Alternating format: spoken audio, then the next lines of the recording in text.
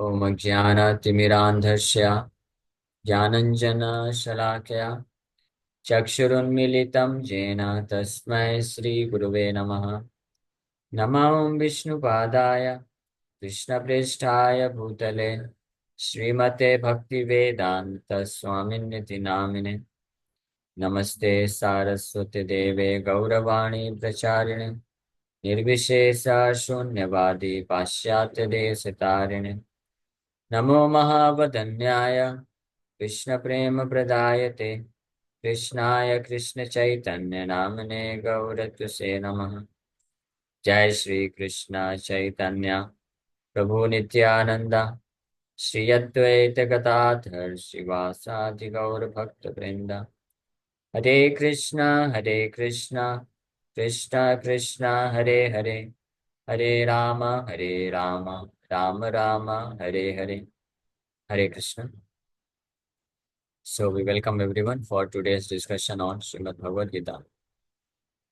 So today we are discussing from chapter 2 and verse number 9 we discussed yesterday.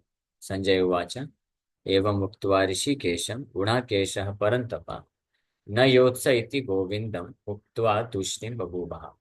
So Sanjay spoke this verse to Dhritarashtra in order to convince him that Arjuna is not going to uh, go back, uh, and he is not going to remain depressed like this in anxiety, because he is Parantapaha. And above all, Arjuna is being guided by Rishikesha, the master of the senses, and Arjuna is Gunakesha. So Gunakesha and Parantapa means a chastiser of his enemy. So the greatest kind of enemy, mind. So Arjuna is capable of chastising the greatest kind of enemy, mind. And Gunakesha, he has control over his mind and senses. That means eventually he will control his mind and senses because of presence of Rishikesha, the Supreme Lord Krishna. So the Supreme Lord Krishna will direct him. Supreme Lord Krishna is directly present to guide Arjuna in the battlefield. So he will eventually overcome all kind of mental anxiety, mental blockage, because which is stopping him to fight. So Gunakesha and Parantapa are the two qualities which are required uh, for a person to be able to assimilate the instructions of Rishikesh, master of the senses. That means Parantapa, that one should be ready to be guided by the Supreme Lord, instructions of the Supreme Lord, and one should be ready to apply it in his life. That means one who is self-control, one who can tolerate the urges of mind, he can actually assimilate the instructions of Bhagavad Gita and become completely free from the disturbances of mind. So Arjuna's Sanjaya addressing Arjuna as Gunakesha Parantapa indicates this, that he is capable, he will be able to he will be able to understand and follow the instructions of Rishikesh, and then eventually he will become quite ready to fight. He will give up all kinds of attachment. And even if there will be attachment, he is powerful enough to be able to tolerate those attachments based on knowledge acquired from Rishikesh, Lord Krishna. So Krishna says also in the second chapter, in this chapter only, in 14 number verse, when Krishna gave the knowledge to Arjuna, that Arjuna, why are you lamenting so much? You should act on the platform of knowledge. And knowledge means that you are not this body or spirit soul. So you are supposed to act on the platform of this knowledge that you are not this body or spirit soul. So how can you be so impatient by simply by considering the suffering of body and mind? How can you give up your eternal duty? And so Arjuna might ask that, okay, I understand I am not this body, I am spirit soul, so I should act in certain manner, which is required to be acted. But what about my suffering? What about my attachments? So Krishna told, Tam Sitikshasu Bharata, then that you must try to learn to tolerate those suffering. So every one of us, we are living in this material world. So as long as we have got this material body, material senses and mind, and we are living in this material world with so many materialistic people, material people and material objects. We are surrounded by everything. This is obviously natural that we will have some kind of attachments, material attachments. There will be some kinds of material desires which will keep coming on the over the surface of mind, like notification. Notification will keep coming, so we don't have control over that. But one who can tolerate those urges by proper spiritual knowledge, by spiritual strength, then he can conquer the agitation of mind. Then he can become free from all the problems of life, all the perplexities of life. It's just like when you are walking on the street. uh, so, especially when you are walking through some market area. So you cannot control the circumstances, external circumstances. Many people will keep coming and going. Somebody may be will come and will speak harshly, uh, and somebody may be doing some kind of nonsense activity. You are passing by through some place, and some group of people, they might be smoking there. You cannot change that situation, but you can tolerate it. You, without getting disturbed, you just move forward towards your destination. That is the meaning of tolerating. What is that we will discuss in more great in great detail when we'll come to the verse number 14 of this chapter. But the principle of tolerance is that doesn't matter whatever situation or disturbances or external circumstances come towards me, which is obviously going to come. We cannot expect in this world, we cannot expect a situation which is completely free from external disturbances. We cannot create any situation very favorable or comfortable for our living. It's an illusion. If somebody is thinking that I will create some situation, or I will live in only that situation which is completely free from all kinds of disturbances, then he is living in illusion. He will always be frustrated in this world. But a person who is ready to tolerate the external circumstances and disturbances based on proper spiritual knowledge, and who is unaffected by that, and who keeps moving towards the ultimate destination, only that kind of person will become successful in spiritual life. So now somebody might say, okay, I know I should tolerate, and I should not get disturbed by external circumstances. But right now, my condition is not like that. I do become disturbed by external situations.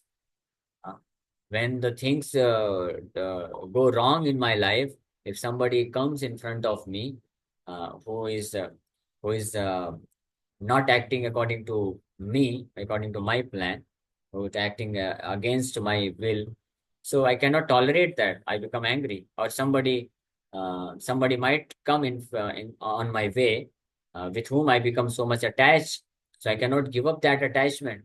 So what to do? So that means we are spiritually weak. That's why we are unable to tolerate disturbances. But the solution is not to run away from those disturbances, because you cannot run away from those disturbances. Even if you leave some place and go to some seclusion, you just live within your room. You don't just go out of your room. And still the mind is there. The disturbances will keep coming. You cannot avoid that. So the only solution is we have to acquire spiritual strength. We have to uh, uh, have a spiritual immunity. spiritual immunity. Just like somebody who has weak immunity, so she becomes sick very easily, time to time. As soon as some there is changes in the season, he becomes immediately sick. So that is because of physical weakness, weak physical material immunity. Similarly, those who are less uh, means immunity is less in terms of spiritual life. Spiritual immunity is less, so they easily become disturbed by the influence of Maya. So the solution is that we should take proper doses, vaccine. So if we take spiritual vaccines, then our spiritual immunity will increase, and we will be able to tolerate the influences and disturbances created by Maya while we are living in this material existence, and without getting disturbed. Although the disturbances may come, but without getting disturbed, we may go on with our business, our duties, spiritual, especially our spiritual duties. So that is quite possible for a person who has acquired proper spiritual immunity by taking spiritual vaccines. And what is a spiritual vaccine? The spiritual vaccine is this spiritual knowledge of Bhagavad Gita, first vaccine. And the second vaccine is chanting of Hare Krishna Mahamantra. And both of these vaccines are injected within the heart of a living entity in the association of devotees. So proper injection of vaccine is also very important. We alone, we cannot inject ourselves with the spiritual knowledge and proper association. That's why proper association, regular devotee association, gives us opportunity to get the vaccine inside us, and which makes us spiritually immune, so that we can tolerate the difficulties of life and become free from. So Arjuna was fortunate enough. He was Gunakesha Parantapa refers that he was spiritually powerful. Means, he was immune. That's why Krishna will request him that Arjuna, whatever, because of attachment, whatever disturbances you are feeling, you just try to tolerate. That means you don't act upon it. The attachment will come as soon as you stand in front of Dronacharya, Bhishpitama, and your other relatives in order to kill them. Immediately your mind may become bewildered.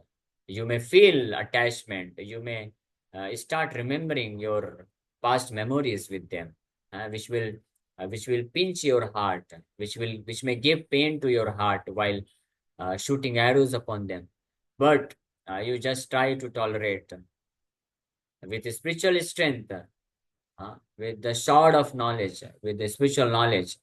Jahe Shatru Mahabaho Kama Rupam Durashadam. In the third chapter, last verse, Krishna says that Evam Budve Param Budva.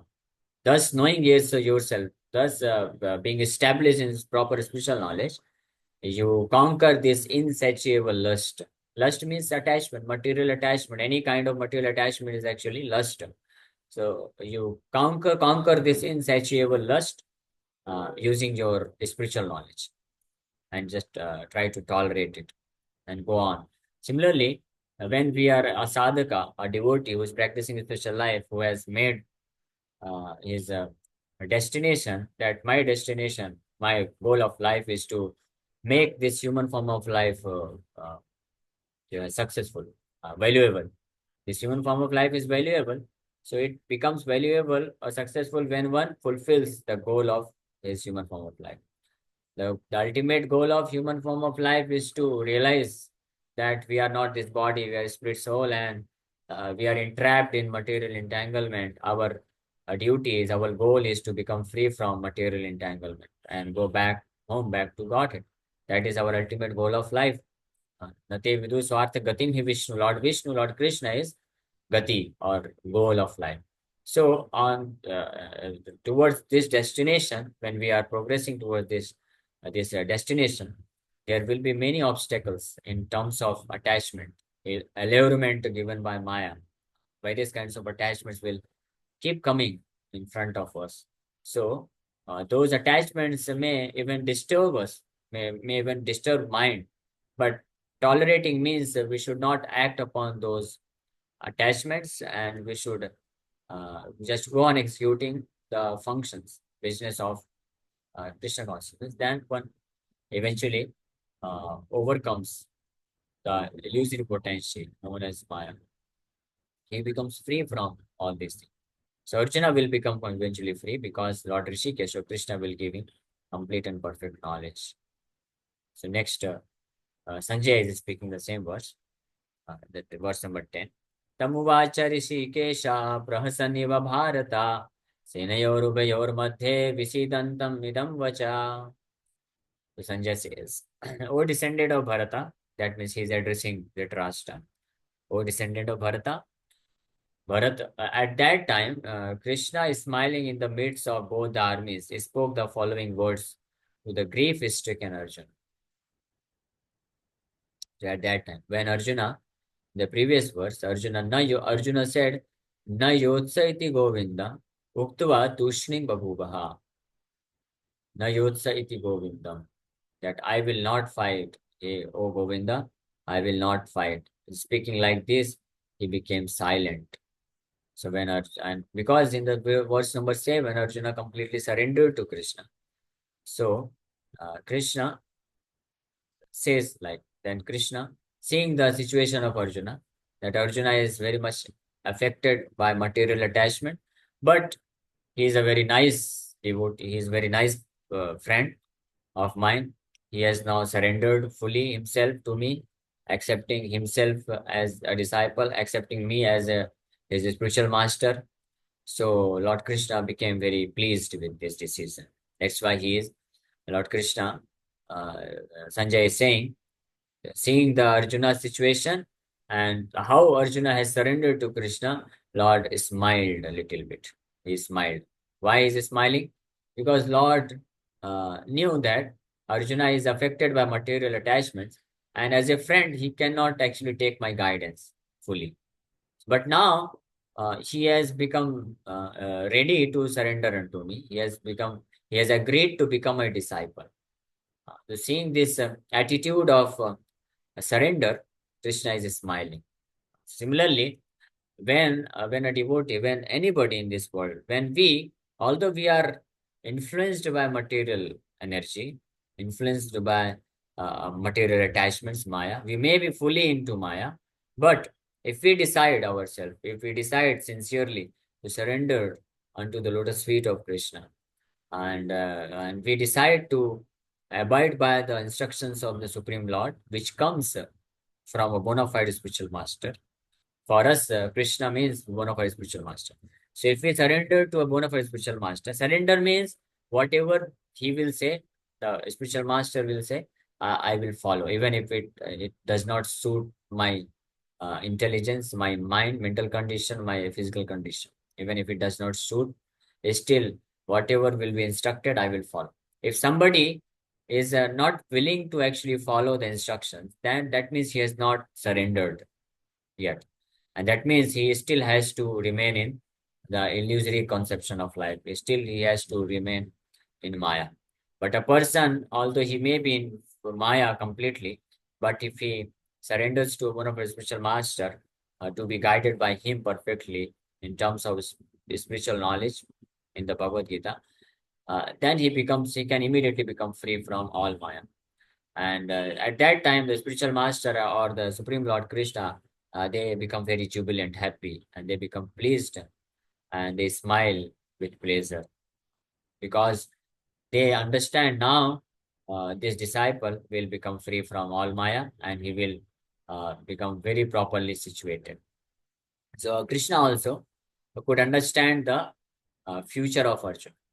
That Arjuna, because he has surrendered completely unto me, accepting me as his spiritual master, so now I will give complete transcendental knowledge.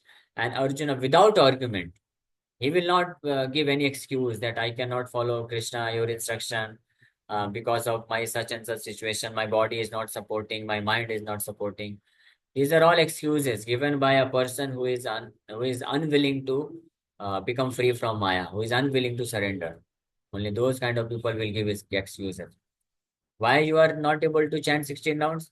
Prabhuji, because of these reasons. This is all excuses. But a person who actually desires his real welfare, who actually desires to become free from Maya, who actually wants to make his human life successful. He will never give excuses to a one of his spiritual master's instruction. Supreme Lord. So Arjuna did not give any excuse. For clarification, for subject understanding the subject matter properly, Arjuna asked question. That is good. No problem with this. But after asking question and after getting all the clarification from Krishna, Arjuna followed his instruction. That's why at the end of Bhagavad Gita, Arjuna says, Nashta moha smritil labdha. Now my moha is eradicated and I have gained smriti. Smriti means I have acquired my remembrance and tat prasadana maya chuta. By your mercy, my dear Krishna. So, Karishya Vachanam Tava. Now I will follow your instructions. Whatever you say, I will do. I shall execute your order. So that is the sign of a person who has actually surrendered, who has actually acquired divine transcendental knowledge, and who is actually going to become free very soon. Who is actually going to become free from all material entanglement very soon. What is the symptom? The symptom is he will say Karishya Vachanam Tava. My dear spiritual master, my dear Krishna, whatever in whatever way you instruct me, I will follow those instructions. So that is the way of getting liberation from this material miserable situation. So Arjuna did that. So that's why Krishna became very pleased and he was smiling. Prasanniva Bharata. There was a nice, beautiful smile on the face of Krishna. Um, so at that time, Krishna is smiling. In the midst of both the armies, he spoke the following words to the grief-stricken Arjuna. Then Krishna started speaking Bhagavad Gita. And so from next verse, actually Krishna starts speaking Bhagavad Gita. So the talk was going on between intimate friends, namely the Rishikesh and the Gunakesh. Rishikesh means controller of the senses, director of the senses, and Gunakesh, who has conquered his sleep and ignorance. Arjuna's name is Gunakesh, and Krishna's name is Rishikesh. So, as friends, both of them were on the same level, but one of them voluntarily became a student of the other. Earlier, both of them were talking like friends, but when one of them, that means Arjuna, he became morose, he became confused, depressed, very much excessive, very much attached materially. So finally, because of confusion, because of perplexity, he surrenders to the other friend, who is Krishna, the Supreme Lord. So Krishna was smiling because a friend had chosen to become a disciple. As Lord of all, he is always in the superior position as the master of everyone. And yet, Lord agrees to be a friend, a son, or a lover for a devotee who wants him in such a role. But when he was accepted as the master, he at once assumed the role and talked with the disciple like the master with gravity, as it is required. It appears that the talk between the master and the disciple was openly exchanged in the presence of both armies, so that all were benefited. So the talks of Bhagavad Gita are not for any particular person, society, or community, but they are for all, and friends and or enemies are equally entitled to hear them. So this is what is going to happen. So Bhagavad Gita will be spoken by the Supreme Lord Krishna to his friend uh, right now, who has agreed to become his disciple in order to become free from the perplexities of life. So Krishna will start speaking Bhagavad Gita from tomorrow. So from tomorrow onwards, uh, we start Bhagavad Gita. Actually, Bhagavad Gita starts from verse number 11 when Krishna starts speaking the transcendental divine knowledge. So Krishna, first of all, he will give uh, the transcendental knowledge, this knowledge of self, science of soul, he will explain. Okay, so with this, we'll stop. Thank you very much. Hare Krishna, Krishna Krishna, Hare Ram, Ram Ram. Yes, any question? Yes, Jitesh, bro.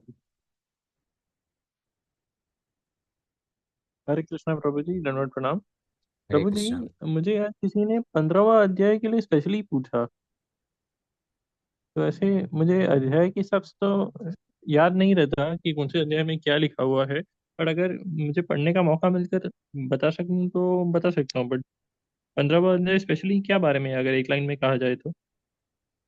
15वें अध्याय का नाम है Purushottam Yoga. It is about okay fine. Krishna being the supreme personality of God. This is what हाँ is fine. 15th chapter.